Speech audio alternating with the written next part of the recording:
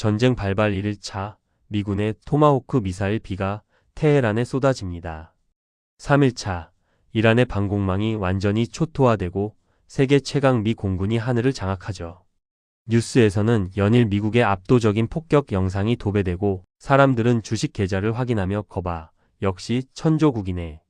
일주일이면 항복받고 끝나겠네라며 안도할 겁니다. 그런데 말입니다. 만약 이 모든 화려한 폭격과 압도적인 초반의 승리가 미국을 영원히 빠져나올 수 없는 지옥으로 끌어들이기 위한 이란의 치밀한 미끼라면 믿으시겠습니까? 당장 내일 아침 우리 집 식탁 물가를 폭등시키고 여러분의 대출 이자를 미친 듯이 뒤흔들어 놓을 미국과 이란의 전면전. 미국이 알아서 빨리 끝내겠지라고 철석같이 믿고 계셨다면 오늘 제 이야기에 무조건 집중하셔야 합니다. 여러분이 굳게 믿고 있던 미국의 압도적 승리라는 상식, 오늘 제가 그 환상을 완전히 박살내고 이 전쟁이 진짜 어떻게 흘러갈지 그 소름 돋는 시나리오를 낱낱이 보여드리겠습니다. 저는 시선월드의 김팩트입니다. 저는 표면적인 뉴스 뒤에 숨겨진 국제 정세의 진짜 흐름과 그것이 우리 지갑에 미치는 살벌한 나비 효과에 완전히 미쳐있죠. 만약 한치 앞을 알 수 없는 경제적 불안감 때문에 힘든 시간을 보내고 있다면 구독 버튼을 누르시고 좋아요를 눌러주세요. 자, 본격적으로 들어가 볼까요? 먼저 사람들이 맹목적으로 믿고 있는 가장 흔하고도 위험한 지정학적 미신 하나를 깨부수고 시작하겠습니다. 솔직히 정말 답답합니다. 왜 아직도 많은 사람들이 표면적인 군사력 숫자만 보고 세상이 돌아간다고 믿는 걸까요? 여러분, 현실은 할리우드 영화가 아닙니다. 물론 초기 상황만 보면 미국이 압도하는 것처럼 보일 겁니다. 전쟁이 발발하고 얼마 지나지 않아 제공권은 세계 최강 미 공군에게 완전히 장악되겠죠. 급기야 호르무즈 해협에는 13조 원짜리 바다 위의 군사기지 USS 제럴드 포드함을 위시한 미 해군 제7함대와 5함대가 전개될 겁니다. 이란의 주요 군사시설과 레이더망은 토마호크 미사일 비를 맞고 초토화되겠죠. 하지만 이것 좀 보세요. 미군 수뇌부도 바보가 아닙니다. 그들은 역사적 경험을 통해 공습만으로는, 즉 실제 보병이 그 땅을 밟고 점령하지 않는 이상 이란의 신정 정권을 결코 무너뜨릴 수 없다는 것을 뼈저리게 알고 있습니다. 결국 미국은 최후의 수단, 즉 지상군 투입이라는 돌아올 수 없는 강을 건너는 선택을 하게 됩니다. 사우디아라비아군 등을 포함한 동맹국 연합군 보병 무려 10만 명이 이란 남부 해안을 통해 대규모 상륙 작전을 감행하게 되는 거죠. 연합군은 초반에 기세를 몰아 위풍당당하게 이란의 심장부 테헤란을 향해 진격할 겁니다. 뉴스에서는 연일 미군의 승전보를 떠들어대고 주식시장은 일시적으로 안도 랠리를 펼칠지도 모릅니다. 하지만 장담하건대 미국은 이 전쟁에서 절대 승리할 수 없습니다. 왜일까요? 미국이 이란을 화력으로 압도하는 건 사실입니다. 하지만 미군 보병의 군화가 이란 본토에 닿는 그 순간 그들은 상상조차 못한 거대한 늪에 빠지게 됩니다. 첫 번째 이유는 바로 이란의 지형입니다. 이란은 이라크처럼 탁 트인 병원 사막이 아닙니다. 국토의 대다수가 해발 230m가 넘는 험준한 자그로스, 엘브루즈 산맥으로 둘러싸인 천연의 거대한 요새입니다. 일상적이고 간단한 비유를 들어볼까요? 최첨단 센서가 달린 최고급 포르쉐 스포츠카를 끌고 진흙탕과 바위투성이인 강원도 최전방의 좁은 비포장 산길을 올라가야 한다고 상상해보세요. 아무리 마력이 높아도 속도를 낼 수 없고 툭하면 고장나고 길목 하나만 막히면 오도 가도 못하게 됩니다. 최신형 에이브럼스 전차와 브래들리 장갑차가 이 험준한 산맥 앞에서는 고철 덩어리나 다름없는 신세가 되는 겁니다. 두 번째는 보급 절벽입니다. 현대전은 결국 보급 싸움입니다. 산맥 사이 좁은 골짜기에 갇힌 10만 명의 미군 보병들에게 식량, 탄약, 연료를 어떻게 전달할까요? 육로가 막히면 공중 보급을 시도하겠죠. 하지만 이란의 산악 게릴라들이 삼봉우리에 숨어서 값싼 RPG 로켓과 단돈 몇십만 원짜리 자폭 드론으로 수백억 원짜리 미군의 수송기와 헬기를 격추시킨다면요. 실제로 미군은 과거 아프가니스탄 전쟁에서 힌두쿠시 산맥의 숨은 탈레반의 원시적인 게릴라 전술에 말려 무려 20년 동안 2,800조 원이라는 천문학적인 돈을 쏟아붓고도 쫓기듯 도망쳐 나와야 했습니다. 이란은 아프간보다 훨씬 크고 군사적으로 조직화된 나라입니다. 사람들이 정말로 모르는 것은 바로 현지 민심의 복잡한 심리적, 시스템적 구조입니다. 미국 수뇌부는 내심 이런 그림을 기대할 겁니다. 우리가 진격하면 가혹한 이슬람 율법과 경제난에 지친 이란 국민들이 미군을 해방군으로 맞이하고 자발적으로 내부 쿠데타를 일으켜 정권을 무너뜨릴 것이다. 맞습니다. 실제로 수많은 이란 청년들과 시민들은 현재에 부패하고 억압적인 신정체제를 증오합니다. 히잡 시위에서 보셨듯 목숨을 걸고 저항하죠. 하지만 그렇다고 해서 그들이 미국을 좋아한다는 뜻은 절대 아닙니다. 심리적으로 들어가 볼까요? 이란 사람들은 바로 옆 나라 이라크에서 지난 20년간 무슨 일이 일어났는지 두 눈으로 똑똑히 목격했습니다. 2003년 미국은 이라크에 쳐들어가며 민주주의와 엄청난 경제적 부흥을 약속했죠. 결과는 어땠습니까? 수십만 명의 민간인이 희생됐고 나라는 내정과 IS 같은 극단주의 테러 단체의 온상으로 전락하며 말 그대로 개판이 되었습니다. 이란 사람들은 독재보다 무서운 것이 무정부 상태의 지옥이라는 것을 본능적으로 알고 있습니다. 게다가 이란 내에는 혁명 수비대를 필두로 현 체제를 보위하려는 기득권 및 골수 지지층의 숫자도 수백만 명에 달합니다. 결과적으로 어떻게 될까요?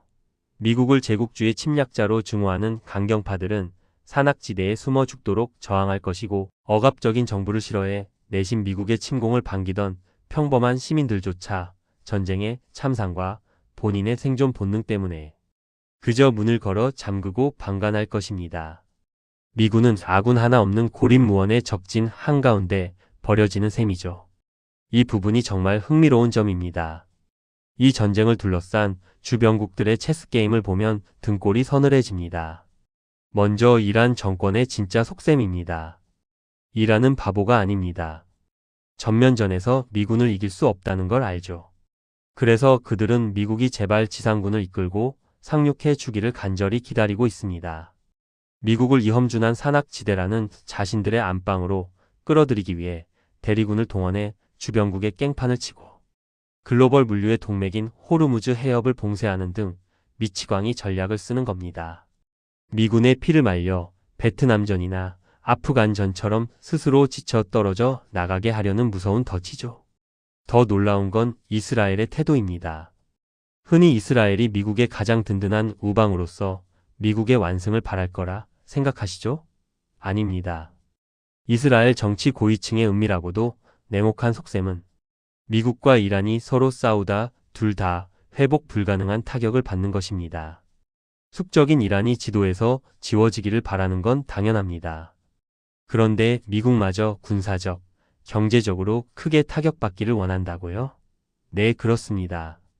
중동 지역에서 미국의 군사적 존재감과 압도적인 통제력이 약해지고 이란마저 사라지면 핵을 보유한 이스라엘이 중동 전체의 질서를 쥐락펴락하는 진정한 유일무이 패권국으로 군림할 수 있기 때문입니다. 국제 정치에는 영원한 우방도 자비도 없다는 걸 보여주는 끔찍한 실사례죠. 지금 아마 화면을 보시면서 이렇게 생각하고 계실 겁니다. 김팩트님 분석은 잘 들었는데요. 미군이 그렇게 궁지에 몰리고 피해가 커지면 그냥 깔끔하게 핵무기 몇 방 쏘면 끝나는 거 아닙니까? 특히 다음 대통령이 트럼프같이 예측 불가능한 인물이라면 충분히 누르고도 남을 텐데요. 충분히 합리적인 의문입니다. 미군 보병들의 관이 매일 수십 개씩 성조기에 덮여 워싱턴으로 돌아오고 늪에 빠진 전쟁 때문에 지지율이 폭락한다면 스트롱맨 이미지를 목숨처럼 여기는 트럼프나 그 어떤 미국 대통령이라도 자신의 정치적 생명을 지키기 위해 전술핵 사용이라는 극단적인 카드를 만지작거릴 수 있습니다.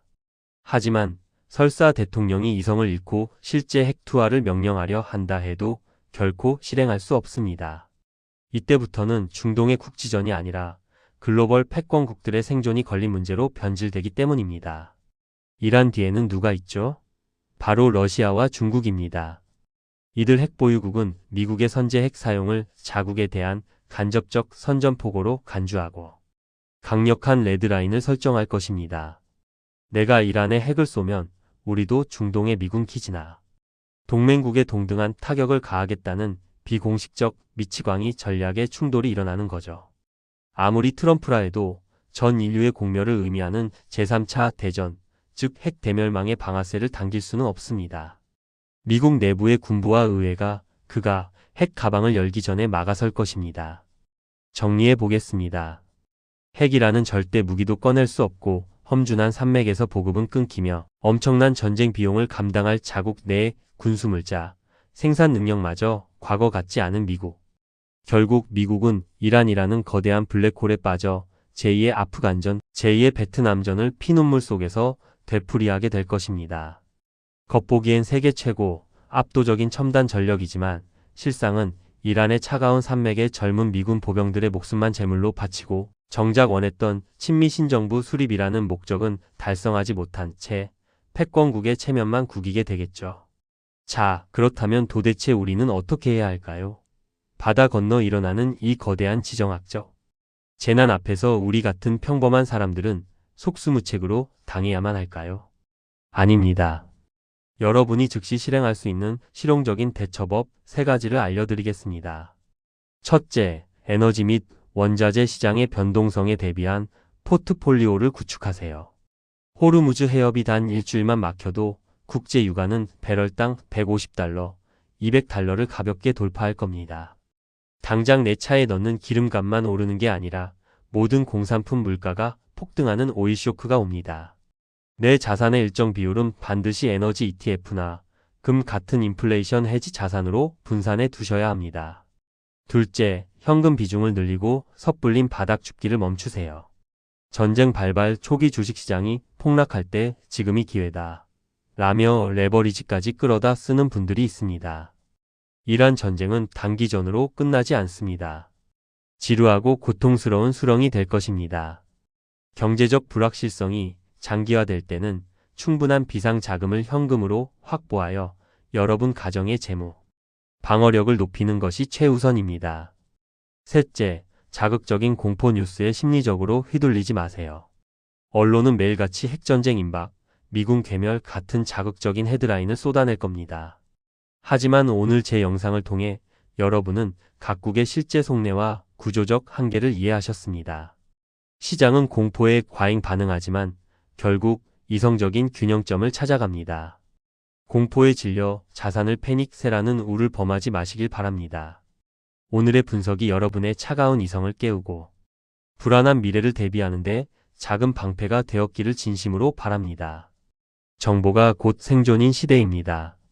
세상이 복잡하게 얽혀 돌아가고 물가가 우리의 숨통을 조여올수록 우리는 감정을 배제하고 냉혹한 현실과 팩트를 직시해야 합니다.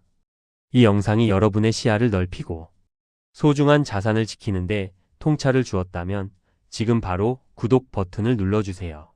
그리고 주변에 여전히 미국이 이란 금방 이기겠지라고 순진하게 믿고 있는 친구가 있다면 이 영상을 공유해 주시고 좋아요도 잊지 마시기 바랍니다.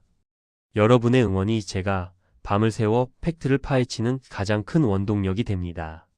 지금까지 여러분의 경제적 생존을 위해 매일매일 세계의 이면을 추적하는 시선월드의 김팩트였습니다. 다음 영상에서는 더 날카롭고 돈이 되는 정보로 찾아오겠습니다. 시청해 주셔서 감사합니다. 살아남읍시다, 여러분.